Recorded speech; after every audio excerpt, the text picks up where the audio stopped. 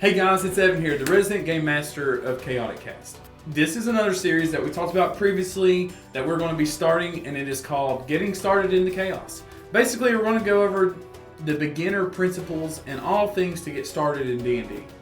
And today, we're going to look at what kind of dice should you have to play. You only need a single set of dice in hand, which is my favorite, or some sort of electronic virtual set. D&D Beyond has all kinds of sets you can purchase and buy. I'm sure there's phone apps. D&D is meant to be able to be played anywhere at any time with a piece of paper. There's all kinds of avenues you can take to be ready to play. It doesn't require a whole lot. There's all kinds of stuff out there in the world today that can spice up your game, make it cooler, funner, just whatever.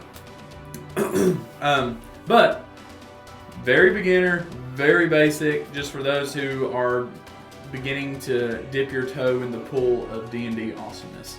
The basic set of dice needed to play are a D20, a D12, a D10, a D8, a D6, and a D4. Just to touch on these real quick, the D20 is your bread and butter for all D&D pretty much.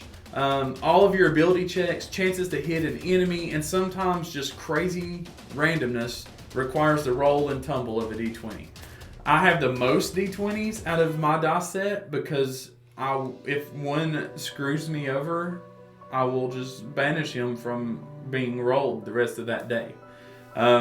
I am superstitious about which ones I use for certain characters, monsters, and situations. And you'll probably develop one that you're like, man, this is just my favorite one. It always rolls well. I love the color of it. There's just all kinds of cool things. D20 is probably going to be the one you roll the most. So it should be your favorite, I think.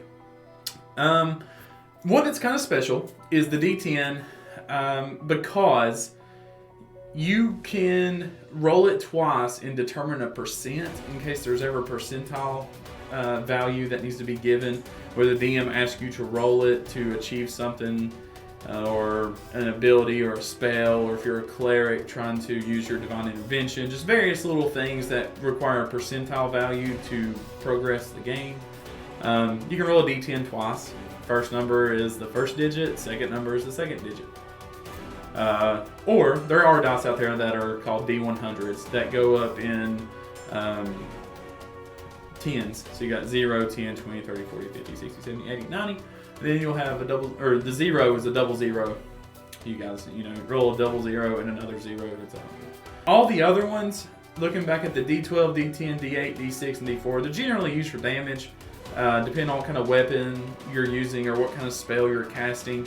There can be instances where your DM could have you roll various ones. I do sometimes to have 50-50 shot. I'll have a player roll a D6 and be like, all right, if it's odd, this happens. If it's even, this happens. Or I'll number the people at the table if a monster doesn't know who to attack, but it's ready to attack, and no one's really provoked it. I want that RNG. I want that randomness. And so sometimes I'll have a player roll a D6, and I'll count the players 1, 2, 3, 4, 5, 6, and whatever the dice roll is who the monster attacks. So you can add a little element of fairness and randomness to your games. Generally, I like to try and scheme things if the monster is intelligent of some sort. But anyway, that's it for dice, guys. You just need one simple set to play. You can play anywhere. And good luck in your adventures. And if you like what you see, please subscribe, hit the bell icon to get alerted when new videos drop. We are going to do a whole series of this stuff, breaking down everything that you need to get started. So if you are new to D&D, check out some of the other videos in this playlist as they get posted. And happy hunting.